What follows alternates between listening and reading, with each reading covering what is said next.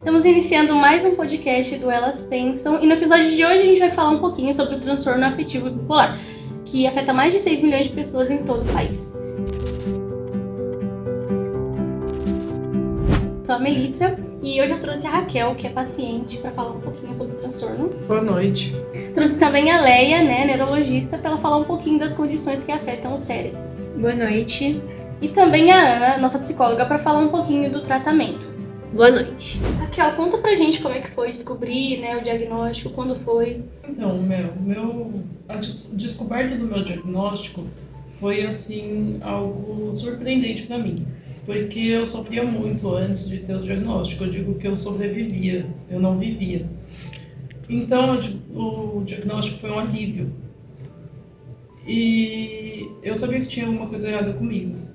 Então, eu comecei a ler sobre o transtorno. Na verdade, eu comecei a ler sobre o transtorno borderline. E aí eu comecei a me identificar muito com os sintomas, né? Então, eu achei que eu tinha esse transtorno. Mas aí eu comecei a ir em psicólogos, psiquiatras, e eu já tive vários diagnósticos, na verdade. Só que para eu chegar nesse diagnóstico, eu comecei a tomar os remédios. Foi aí que os sintomas começaram a desaparecer. E aí o médico falou, não, você não é borderline, você só é bipolar. Raquel, quando você começou a perceber que tinha alguma coisa de errado no seu comportamento ali no dia a dia? Os sintomas da bipolaridade do borderline, que foi como começou o meu diagnóstico, eles se confundem, né? Então, o que me atrapalhava mais era a impulsividade. Eu, às vezes, comprava coisas exageradas, assim, sabe? Gastava muito. Eu sempre gostei de dirigir mais rápido. E quando em mania, isso acontece com mais frequência, né? E eu falava muito também. Falava assim, interrompia as pessoas, não deixava as outras pessoas falarem, né? Os meus pensamentos, eles ficavam meio bagunçados. Então, essa fase de mania, impulsividade, tudo junto, os sintomas, né, eles se misturam muito. Então, é bem complicado entender tudo que passa dentro da gente, sabe? Sim. E com o diagnóstico eu consegui entender melhor tudo que estava acontecendo com a terapia, que é muito importante também. E eu consegui ir desfazendo esses nozinhos que a gente vai criando na cabeça, né? Aí fica como se fosse uma linha, assim, e a gente consegue enxergar claramente o que está acontecendo dentro da gente. Sim, e depois desse tratamento e tal, você sente uma diferença? Qual que é o sintoma que mais te atrapalha até hoje? Hoje em dia, eu acho que ainda é a depressão. A mania ela atrapalha muito, mas o medicamento ele consegue conter a mania bastante. Agora a depressão ela sempre surge em mim. Tem algumas fases que ela acontece e é difícil segurar. Só que assim, não é como a gente imagina, né? Ou é mania ou é depressão. No transtorno bipolar é muito comum ter o estado misto. E esse é o pior para mim. Por quê? Porque ele mistura os episódios de mania com os episódios depressivos. Então, imagina, você está acelerada, mas você também não tem vontade de sair da cama. Sua mente está acelerada, seus pensamentos, né, em alerta e você não consegue se mexer. Então é muito complicado, de verdade. E eu precisei de muita terapia para aprender a lidar com tudo isso. A Raquel estava falando um pouquinho, sobre a mania, sobre os episódios depressivos, e a gente quer entender um pouquinho se existe só um tipo, Como é que funciona isso, Ana? Não, no transtorno bipolar não há somente um tipo.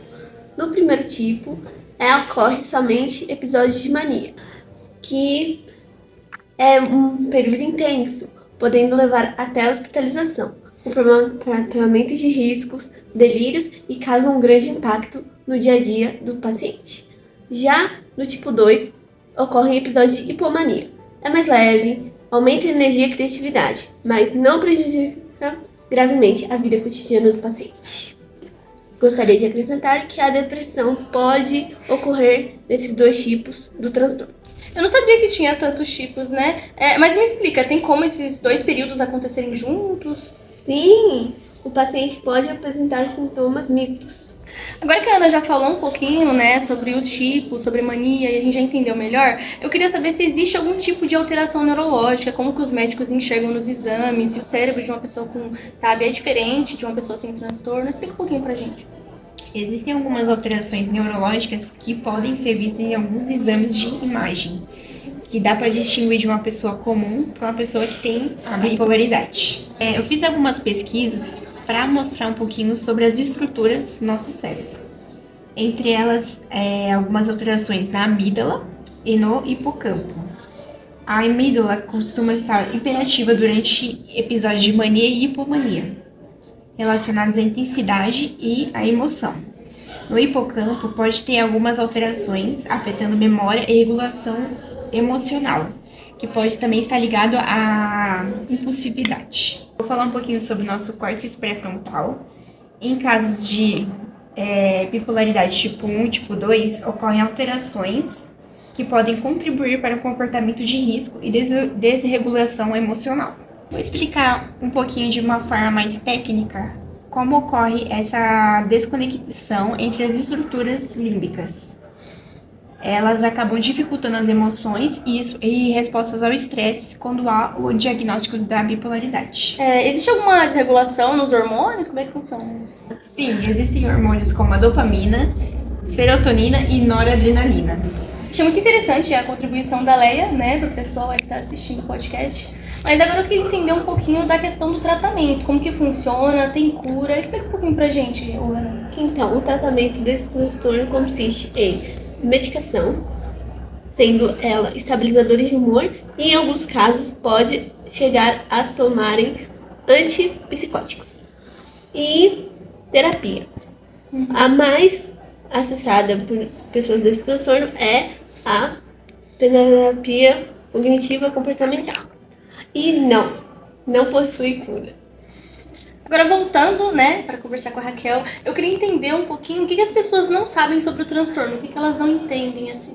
Bom, na minha visão, né, o que eu passei com o transtorno, eu acho que o que falta é as pessoas entenderem que eu preciso de pausas. Espaço, né? Espaço, realmente. Porque acontecem muitas coisas, como a gente viu, né, com a Leia, com a Ana, acontecem muitas coisas dentro da cabeça, e eu também comentei sobre isso. E falta um momento, sabe, para parar e pensar o que está acontecendo comigo. O que eu vou fazer agora em relação a isso, como eu vou lidar com isso, né, porque não é fácil, né?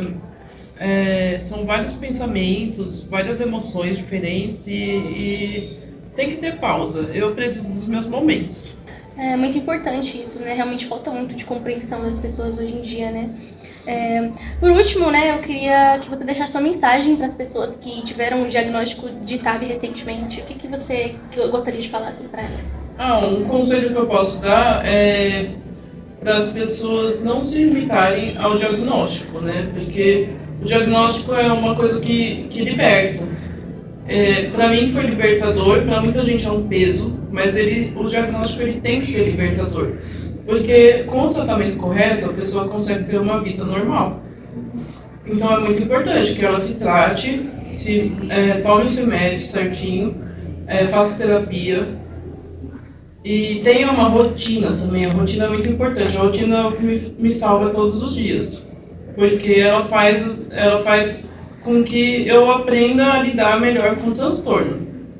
Então, esse é o conselho que eu dou. Mas é isso aí, é isso mesmo. O transtorno bipolar, ele é muito desafiador, mas é tratável. É um transtorno que não tem cura, infelizmente, mas com o apoio certo, rede de apoio familiar, né, tratamento e medicação, pode sim ter uma vida estável, uma vida normal. Queria agradecer a contribuição da Raquel, da Leia e da Ana. Muito obrigada para todos vocês que estão assistindo também. E não esqueçam de assistir o nosso próximo episódio do Elas Pensam. Obrigada.